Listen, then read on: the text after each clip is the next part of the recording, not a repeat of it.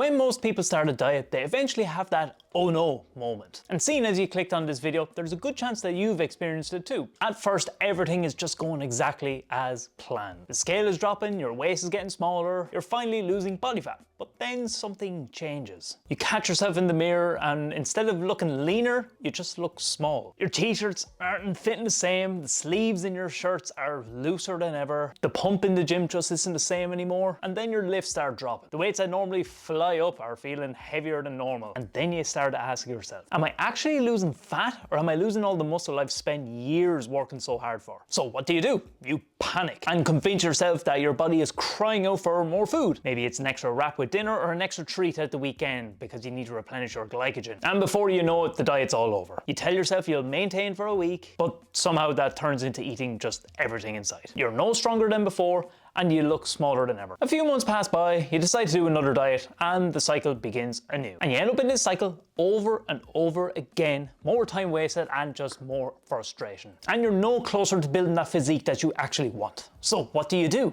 Well, thankfully, losing muscle isn't just part of getting lean. In this video, I'm going to show you exactly what I've done over the last 11 weeks to go from this to this, while maintaining my strength in the gym and holding on to as much muscle as possible. And I know this method works because it's the exact blueprint that I've used over the last 3 years of coaching my own online clients to get amazing results like these. So if you want to get shredded without losing those hard-earned gains every time that you diet, you're in the right place.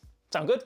Let's get stuck in. In my opinion, there are 4 key categories that we need to look at when it comes to maintaining muscle during a diet. And the 4th one is the biggest reason why people lose muscle while dieting. And almost nobody talks about it because it's got nothing to do with training or protein. The biggest mistake that I see is people don't have a clue how much calories they actually need to consume to diet, or else they absolutely starve themselves so aggressively that they inevitably do lose that muscle. And that's exactly why I built a free calorie calculator. It will calculate your cutting calories in about 30 seconds. Just hit the link in the description below and I'll send it for free straight to your inbox. It'll just make the rest of this video much easier to follow. So when we're trying to create that calorie deficit, the amount that we actually cut is very important to know, because if we are too aggressive, like I said, we will inevitably lose that strength and that muscle, which is a big no-no, of course. So the target that we should be aiming for is a drop of between 0.5 to 1% of your current body weight per week. If it's any less than that, we're going at a snail's pace, and it's just dragging the process out longer than it needs to. And if it's any more than that, we will run the risk of losing that muscle. So that's a good target to keep. So that's why it's important that we're not too aggressive, because we don't want to see that strength disappear overnight. We also don't want you feeling flat, completely drained of energy at the very beginning of the diet. It's a marathon, not a sprint after all. And you don't also want to be surviving on 3 coffees and a can of Monster just to feel something. So for example, if you weigh 100 kilos, that would be a target of 0.5 to 1 kilogram per week. And if you're able to stay within that range, you're setting yourself up for a very successful dieting phase. So by using that calorie calculator, now you know your dieting calories, and now we need to make up your macros. And the most important macro during the diet is definitely going to be your protein intake, because A, we want to be able to preserve that muscle that we work so hard to gain, and B, we want to stay satiated. Protein is the most satiating macronutrient of the 3. So you have your carbs, your fats, and proteins. It also has the highest thermic effect of food, a sciencey way to say it takes more calories to digest that versus carbs or fats. So really simple target for you to aim for would be 2 grams per kilogram of body weight. So if you weigh 75 kg, that's 150 grams of protein. Fairly simple, it's not rocket science. But does that mean we need to completely eliminate carbs in order to get a diet going? Absolutely not. Carbs are a very important source of energy, and that's what's going to keep us ticking over, especially when it comes to trying to train as intensely as possible during this diet. Carbs will not make you fat, but what they will do is fuel you for performance. Fats are going to be next on that priority list when it comes to your macro split, because these are what are going to help produce and maintain your hormone balance. They're also very important for your recovery as well, and for females, especially when it comes to their menstrual cycles, they need fat in order to reproduce their hormones. So a really good target for you to aim for would be about 30% of your calories would derive from fats. So the remaining calories that you have left over from both your proteins and fats will go towards your carbs. So if I weighed 75 kilograms and I was on 2,000 calories to keep me in a calorie deficit, 30% of that would be about 60 grams of fats. So if I'm on that 2 grams of protein per kilogram of body weight, that's 150 grams of protein, 60 grams of fats. The remaining grams will go towards my carbohydrates. And that will keep me in my calorie deficit. When it comes to your training split, people think you need to reinvent the wheel. You need to go for very high volume, very high repetitions in the gym, and you're just in there to go for a pump. That couldn't be any further from the truth. If anything, I will be looking at this as an opportunity to continue training the very same as you would have, regardless of being in a calorie deficit or in a calorie surplus, and just being able to preserve that muscle tissue. So you're still going to go into the gym and try and push yourself as hard as you can. You are still going to try and progressively overload. And if it is the case that you see yourself getting stronger in the gym, happy days. Just because we're in a slight calorie deficit doesn't mean that our strength is just going to fall off the face of the earth. You can and you will get stronger in certain exercises. I noticed myself, I was able to handle some pretty decent load during my diet because I was prioritizing my macros around my training, so I was getting a decent source of carbs pre and post sessions.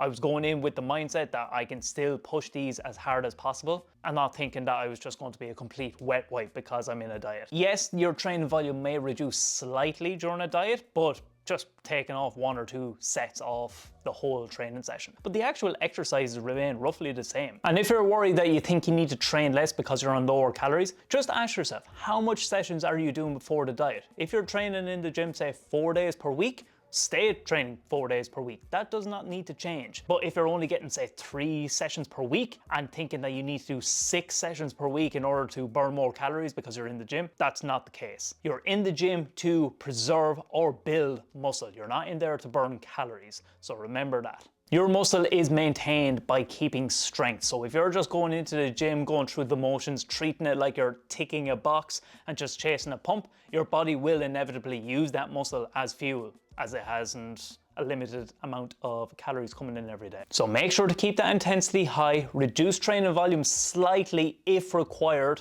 and accept the fact that if you're a good few weeks into a diet and you do notice a slight dip in performance or strength, that is inevitable sometimes, but not a requirement. This is probably the most valuable section because it's where most people unknowingly lose their muscle. So you're probably going to expect me to sit here and tell you that you need to be doing endless amounts of cardio, fasted cardio at that, in order to burn the belly off. But if that was the case, your energy levels will probably tank quicker than you can say Mississippi. Your hunger would just go through the roof, your gym performance will definitely suffer, and you just stay increasing that cardio to a point where your recovery will take a massive hit. And you just stay increasing your cardio to a point where your recovery completely tanks, which is a big no-no when it comes to preserving that muscle. So there's something really important we need to understand when it comes to your activity and burning calories. There are 4 ways that we can do so, which is our basal metabolic rate, or BMR, basically what our body needs to do in order to stay alive on a daily basis. Our TEF, or thermic effect of food, which is us digesting and absorbing the food that we're consuming. That requires energy as well. Our NEAT, or non-energy activity thermogenesis, me just moving my fingers, me blinking, me walking to and from the shops, walking up and down steps.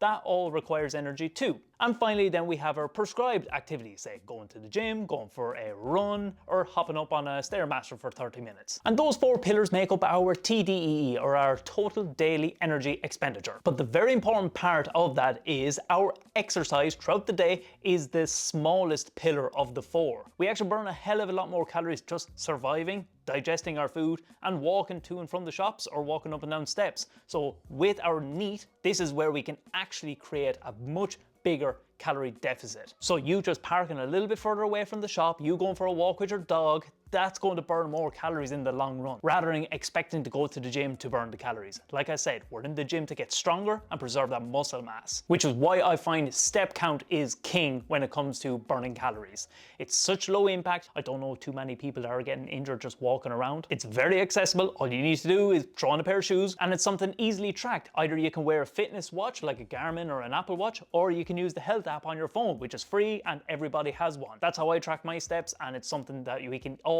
easily do. And a really good target for that, just track how much steps you're doing on a typical week add 2,000 to that, and that can be your target for the week. So if I'm typically doing 10,000 steps a day, I will add 2,000 to that. 12,000 steps is a good target for me. See, simple. So those are the 4 key categories that we need to know about when it comes to preserving that sweet, hard-earned gains that you've worked your arse off to get to. And like I said, this is the exact blueprint that I followed to get in this shape, and it's the same one that I use with my own online clients too. So now that you understand those categories, maybe you want to know what sort of foods that I was consuming throughout that diet, make sure to click this video and you can find out exactly what I was eating in order to do so.